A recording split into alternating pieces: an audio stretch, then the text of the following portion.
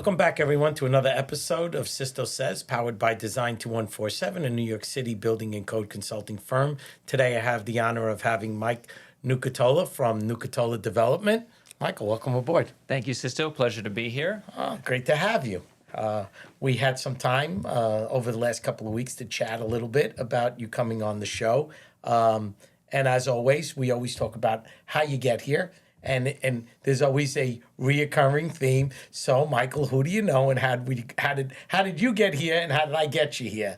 So we have a couple of mutual friends, Anna Tracy Hawkins, Chris Lapenzina. Anna Tracy I've known for almost a decade. Chris I've known for almost 20 years. I worked for him. He was at my wedding. I've known him for a very long time, and he's been a great help in my career. Yeah, Chris has been on the show as well. Chris is a great guy. Juggles a lot of different hats, Yes. as we all do, from parking garages to new development to, renovations. Anything that their firm is doing, Chris is the guy. So We also have similar backgrounds. He's an engineer and has an MBA, same as I do. So it's and got involved in construction. Yep. So he didn't take the engineering path; he took the construction path, but the engineering background. Yeah. So here we are. You came in. We had a little chat today about projects you're on and what you do. So tell us a little bit, because when you use the word development, it automatically means that you're developing something, but sometimes you're not really developing for yourself. You're helping other people develop. So tell us a little bit about your background and what what you're doing these days, and really what's your business about. So I went to engineering school at Cooper Union, but I fell into construction. When I was there, we had the attack on the World Trade Center. When we came back to school, one of the class projects I was in, we were going to redesign a waste treatment plant on the Upper West Side. Decided to go in a different direction and submit a proposal for a new World Trade Center development. Wow. As part of that, I went to talk to general contractors to get a real-world perspective, because I was young in college, didn't know any better, and ended up at Plaza Construction one day, talking to them about it. Spent an hour with them. John Caramellis said, "What are you doing this summer?" I said, "I don't know." "Why?" He says, "You work for me now." And I've never left construction, and that was almost 25 years ago.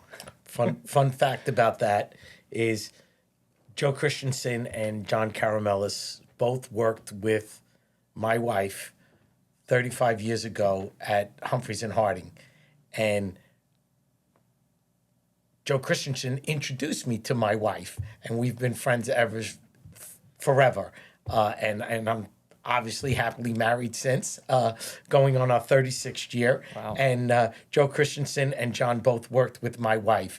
And you fast forward about the power of people. And you said Plaza, and you said estimating. And I said, well, you had to have crossed paths with both of them. Mm-hmm. And you actually worked for both of them. So, people say in New York City, the construction industry is incestuous. There is no doubt that in this city, if you've been around long enough, you will meet someone who knew someone that was your mentor, your boss, your friend. And here you go. We spoke for a few minutes, and we connected with many, many people. And that's really why I love doing this podcast, because I do get to meet other people through others. So you're at Plaza, you're doing estimating, and here you are. You're in the construction world at a Cooper Union. It's a very small industry, and you do get to, even we do a lot of work, but you meet everyone over time.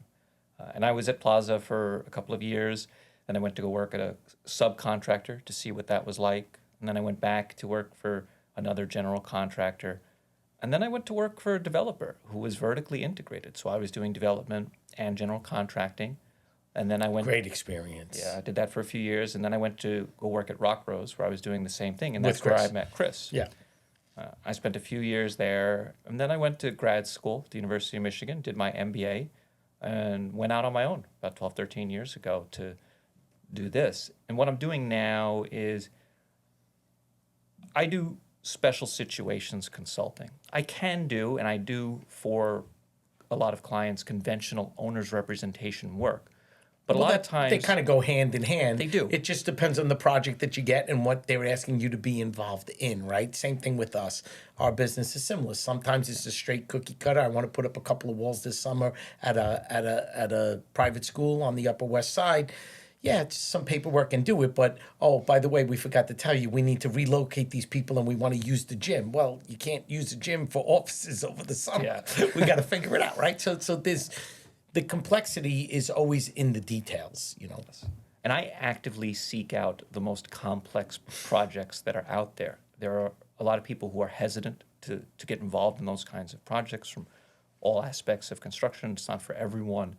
But now when I look at a project like 161 Maiden Lane, which is in the news a lot because it's leaning and you know it's been abandoned, I would love to work on that. That's an Right. exciting project to me. That's what fuels you. Yeah, I like problem solving, and I'm always looking for complicated projects. And so people reach out to me when they have problems that their team can't handle. Well, you know, I think, you know, to clarify that just a little bit, you know, because we work with a lot of owners reps, some big, some small, some are 100 people and some are 2 people, you know, and owners reps.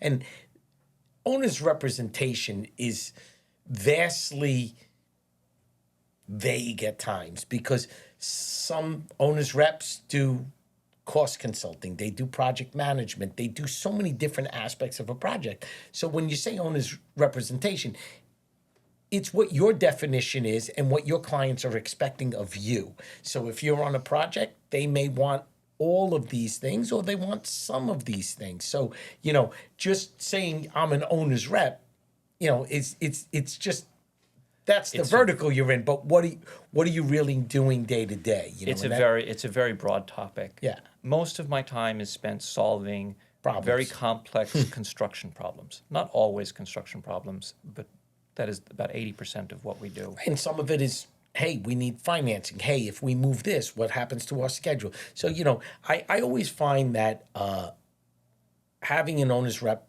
on a lot of our projects absolutely adds value to the project. I always felt that even though I'm not involved in a lot of day-to-day projects anymore, I do have some, that when there's an owner's rep, there's a continuity, there's a communication that is much clearer. You're able, that when we send an owner something, you're saying, wait, hold on a minute. I can explain this to you. I can make this clearer for you, why they're sending you this or why we're going to go down this path. And I think that it creates a great way to keep the project moving, not letting it stall, and keeping it in the direction it needs to go. Yeah. And on that same topic, often there are owners' representatives on these projects that I work on. And what we're focusing on is risk management. So there's the proactive side where we're trying to identify the risks for the developer and talk about either how to avoid them or how to mitigate them should they come up. And then there's the reactive part where you have become a special situation. What do we do here? How do we resolve this problem? What's the path? Exactly. And not only coming up with a solution, but also implementing the solution, being able to reach out into your Rolodex and know who can actually provide the services that you're suggesting, because not everybody can do that. Right. And it's just to get a chuckle. When I tell the staff here that I'm going to look in my Rolodex, it gives away my age. Because they're like, what's a Rolodex? And I go, oh, well, it was this thing. You And then I had it on go, the desk it and was it this spit thing around. on, and I go, I'm not even going to explain this. It's my contact list. Yes. But the true, in this city and in this environment, it's not everything that you know, but it's who you know to help our clients. Yep. Hey, you got a problem? You know what? I haven't worked with Sisto in a couple of months, but you know what? He's the right guy to ask this question for this situation. And you pick up the phone. You're comfortable enough to say, hey, Sisto, I got this problem. Should we file the tenant protection now? Should we wait? And you get your answer. And that's because the power of people in our industry help us. We're never on an island by ourselves. We're just not. And if you are in this city, then you're in the wrong city, because there are so many subject matter experts in so many places. I call Chris Lapenzina many times where I have a client who has, their main business is this, but they got a parking lot on their campus. They have no idea what to do with their parking lot. So I call Chris and he guides me. I'm not the expert, but I know where to go and I know who to ask. And that is a really important part of this. I mean, I called you a few months ago about an embassy project that we looked at where they own this building for many decades. The CO and what they were actually doing with it didn't match. Right. They had additional FAR that they wanted to capitalize on, and they wanted to make it into residential since they had abandoned the embassy. And it was very complex, and we had to come up with a solution for that. And that's the power of people, especially in this city, you know. And today, that integration, that social aspect of construction has changed. You know, you'll go to events now where there used to be 2,000 people at, you know, a building congress event, and, you know, it's not the same because who's working from home, who's not working here in New York City anymore. And, you know, the dynamics of our construction world have changed. You know, for me, after 4 decades, it has changed. You know, there's no doubt about it. The job sites have changed, the way the job sites are run, the security, just everything about them. So we have to change with them. So, you know, segueing into that, we did have a really great conversation about, you know, there are definitely labor issues in New York, right? And I don't want to on a political level, but I mean, just from the fact that I've had several shows with Bob Zirkle came on from E.W. Howell and said that there is not this apprenticeship that used to be here years ago. Younger people coming into the industry who want to be masons or plumbers or electricians or just any source of it. That's a problem. And the other problem that may be a problem but may not, that you and I had a discussion about, was you know, the use of robotics.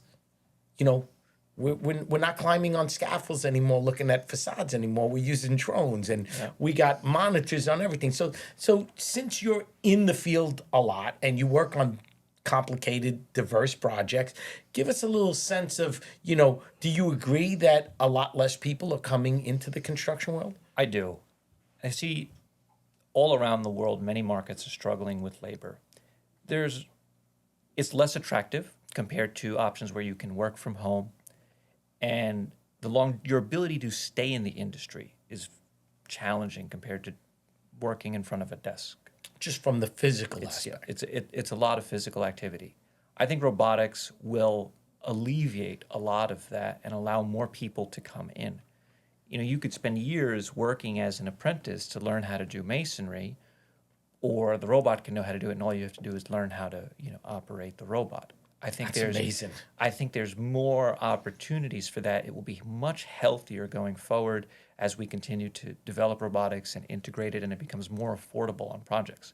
I think small and mid-sized projects are going to struggle with this, but larger projects with bigger budgets who can explore these kinds of ideas are going to see real value in taking advantage of this. Well, you know, offline we talked about this, and I'd love to make this point, is, you know, I see myself, I'm 60 years old in January, and I'm still an avid outdoorsman, play a lot of golf, hike a lot, spend a lot of time in the woods.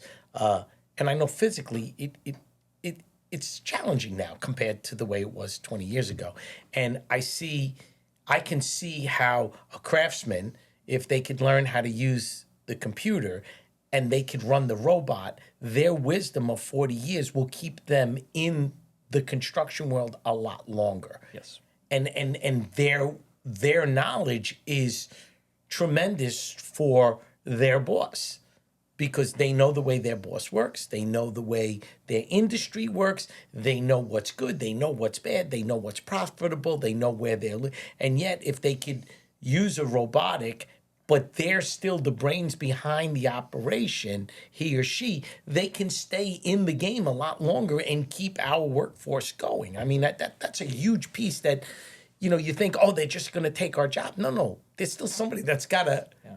I think it also extends the time that someone who has that knowledge can then transfer that knowledge to someone else. You know, as more people leave and we have less coming in, that's going to be a huge challenge for contractors and developers going forward. And I think that's definitely a problem already, because the power of people. How many times do people call me and say, hey, sister, you work with so many different firms. You've been around for such a long time. I'm looking for a good estimator. I'm looking for a good project manager. We can't find anybody. We go through 100 resumes. Nobody wants to come to the office. He goes, we do estimating on, you know, $150 million government projects. That person needs to work next to me so that when we're going through it, Did you get this? Did you do that? He goes, and some of them are old school. They don't get the concept of a Zoom and trying to do an estimate on a $150 million project without that person working next to them. So I think that there's a lot of moving parts there. But clearly, you can even tell when you're watching sports and certain advertisements on certain days that unions are reaching out looking for people to go into their fields because they just can't get the younger generation of people to come in. I know some national GCs are developing training programs and improving their marketing to try and bring people in. It's going to be a long-term problem. Robotics will help alleviate that, but I expect the best labor to charge a premium for their services because there's not going to be as many people to be able to do that. And I think that is clearly, it's been around after COVID, and I don't think it's gotten better. Yeah. I mean, from the people that have been on this show and other people that I've spoken to, they're always looking. You know, even us, we're always looking for people. You know, just it's a challenge. But the second part of it, you and I were talking about robotics, right? We were talking about, you know, these days, safety of the people working is important too. You know, we put a big emphasis in New York. You know, this show is very pro-law, very pro-safety. You know, today there is an enormous amount of a budget on a project in general conditions that relies around security of the site. You know, all these accidents that are happening, how the city has implemented different ways, you know, even unions, 20 minutes of stretching before the job starts so that they can alleviate injuries, right? And yet, years ago, I know myself, I used to sit outside at Pratt with an engineer who had a set of binoculars and he was looking up at the parapet because they didn't want to get on a scaffold to go and check the bricks. And today, I was at a job site the other day where the guy had a drone, he had a computer, and he goes, I think the third row, 17th brick in might be, you know, might have a problem. And he flies the drone up and they have it on a, you know, on a BIM, and they're able to see the whole facade, and they basically scan it with, you know, without setting a scaffold and putting humans in danger to go up there and physically, you know, tap on the brick like we did, you know, back in the day. So tell us a little bit about how you see that integration in construction today. I think that our abilities to have drones and 3D scanning greatly improves the accuracy and of what we're building on site, makes renovations a lot easier. I have a friend who's working on a high-rise curtain wall project for replacing existing curtain wall. They had a drone survey the entire building, marked every caulk joint in the building and what was wrong with it. And it was fascinating that, you know, it makes his job a lot you're talking about a caulk joint that's this big. Yeah. And he didn't have to drop a single scaffold to do it. That's my point. And it saved an enormous amount of time and money to do it. There's a lot of opportunities to create value like that on projects. But if you don't know that, you're doing something the same way for 30 years, you're not up to speed. It's really important that you are constantly getting educated on what's changing in the business, and it helps you make better decisions going forward, which is how you avoid becoming a special situation or how you dig yourself out of a hole when you're in one.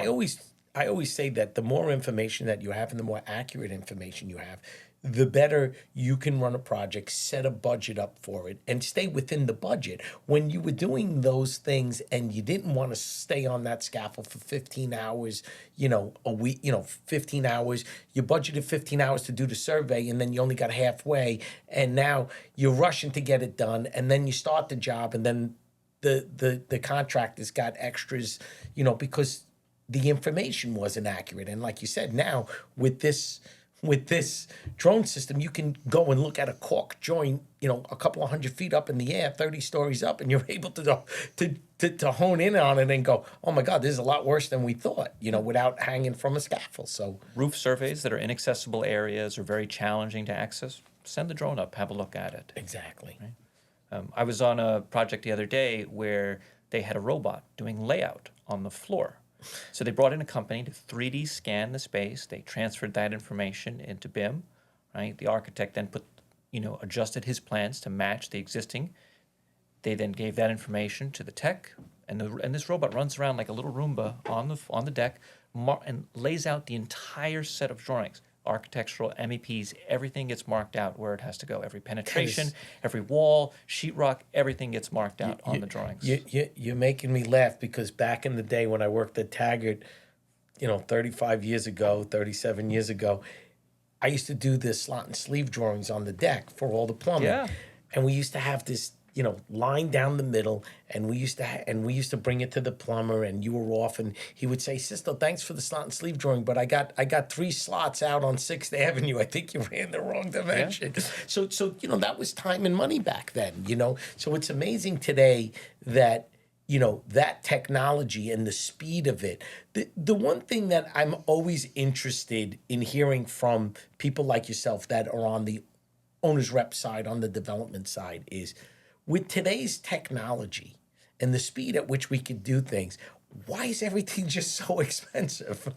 So I talk to a lot of outsiders about this who work at consulting firms that are trying to get information.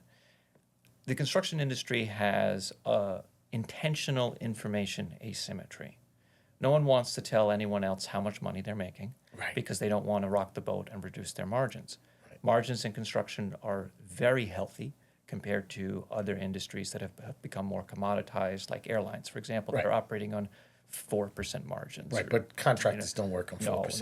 No. I mean, I remember sitting in a meeting where a contractor told me that he was worried about the project because he was only making 15%. He wasn't sure he could afford to feed his children. And, when you hear stories like that, you have to think, people are making a lot of money in this business. And as a result, they're unwilling to share information or embrace new things because they want that square footage to be. So if they did find that edge, they're not passing that along. That's right. For it to be valued engineered and value cost savings. Yes, they're keeping it for themselves. Yeah. And that is how people continue to make money in this business. And it makes it very hard for others to find value if you don't know what's going on. Agreed. So staying on the cost, right, which is always has there's always a conversation about costs because whatever the developer's going to do, even as homeowners like myself, I'm doing a renovation. We spoke today about your new project that you're starting for yourself with your wife, and we always worry about cost, and we try to project our costs. And while we're doing this projection, it was a few years ago, it was COVID and the supply chain. And then after COVID, it was something else. And now here we are, start of 2025. The rumbling in the industry is hurry up, get it done, because, we're getting tariffs, right? So there's always a concern. So a few years ago was COVID. Last time it was gasoline prices. So when you're in this industry for as long as you and I have been, but I'm a lot longer than you, you've heard them all, So what are you hearing about tariffs and how concerned are developers and contractors related to their materials? So everyone's hearing about tariffs. It's in the news. It's very hard to buy anything now and have a price that will hold for more than 30 days. Prices will go up. They always go up. And people are just building into it. I remember probably the most exotic one that I had to deal with was buying light fixtures from China, and they were on a container ship that got attacked by pirates. This goes back almost 15 years, and whether the insurance company would pay out, because we didn't know if we were going to get our light fixtures, and then going forward, we had to write into our contracts that all shipments from China had to go through the Panama Canal instead of the Suez Canal to avoid pirates. And it raised our costs at the time. Things are always going to get more expensive, and you adapt, and you build it in. And if you're smart, you are doing this ahead of time so that you're not surprised later, and you have to make a capital call because you didn't anticipate these things. Right, and I think, that no matter... I have a lot of friends that are in, they supply, a real dear friend of mine, Richard Pacey, he works for American Lumber, and they supply lumber around the country. They're in upstate New York, and you know, when COVID hit, they couldn't get a supply chain. Wood went, what was costing them $500,000 for a truckload of, a freight load of cedar was $750,000. And then once that passed and things changed, it went back to where it needed to be. Still was higher than where it was before because there was other layers of problems. So I think I don't want to say, I think there's always these things in the construction market that you have to adapt. You're 100% right. You can't forecast that things are going to be where they are today in 6 months from now, because if that was the case, then there would be no increases to anything we buy. That's right. Right, eggs are $10 a dozen right now. No one, but there's an outbreak with a flu. These things happen. So going forward, have you seen? So as we spoke before, lumber's a really good example, by the way. I buy a lot of lumber from Canada, right? If the price well, of that's flooring, why I brought it up, because Yeah, he's getting calls left and right. Most of his lumber comes from Northwest Canada. right. So if lumber in Canada, if white oak flooring goes from $6 to $7.50 a square foot for Canadian lumber, maybe I'll look for a South American product or domestic product that's Correct. only $7 a foot, and Well, and you I just think- adapt. It's like anything else. Listen, I just bought my floors. They come from Sweden. Today they're $10. Maybe next week, if my wife really wants it and she wants me to spend $11.50, then And you're you'll going to do it. figure it out. That's right. If not, you're going to That's what tell her we're going to have to happens. get something else. That's what your I think- contingency is for. Right. And I think that if you, in our world, with so many different products that go into a building, if you focus in on just one part of it, you probably may spend too much on this part, but if you lose sight of everything else, it's definitely going to get a lot worse. It's not going to get much better.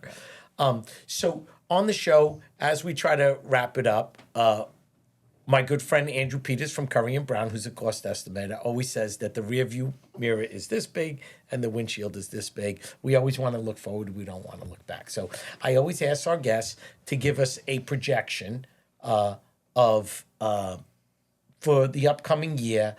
And you can pick any topic you like. I mean, I like cost construction because I know you do a lot of that with your customers. Where do you think cost is going to be in 2025? Well, that's a tough one. Probably another 4 or 5%, maybe even a little bit more. I think inflation reports are down. Economy's in a better spot, and this is despite the 25% tariffs. I don't think 25% tariffs means that I can expect material costs to go up 25% on Well, you my made job. a really valid I point think about that. That's not what's actually going to happen. We'll look for other ways to get the project done. And materials are not 100% of your project. But I do think costs will go up. That's Well, for sure. I think you made a great point about that, and I appreciate that, and I hope our listeners appreciate that, which is, okay, so you were going to do it with this material, and there's a tariff on it at 25%, but these are alternates, these are equivalents. You may, if you don't have it in your contingency to stay within that, then you're gonna search for a way to make the project successful, and that's your job. That's what other people's jobs are. I worry about smaller developers who maybe don't have the financial means to make good decisions are going to look at these increased material costs and try to cut corners elsewhere, and then That's a put fair themselves in a difficult situation. I think larger projects with healthier budgets are not going to have that problem. But if you're running on thin margins, you're definitely going to run increased risk the to try to make up for contingency's that. not there. Yeah. Well, Michael, this was great. Thank you for taking time out of your busy schedule. First of all, best of luck to you with your new home. Thank and, you. And taking on your own project instead of someone else's. So you're going to have a tough customer. The client's going to be tough. I thank you for having me here. I'm not looking forward to working for this particular client. It's probably going to be the most difficult client in my career. Yourself and your wife. Yes, but I will get through it. Awesome. Looking to have you back. Thank you.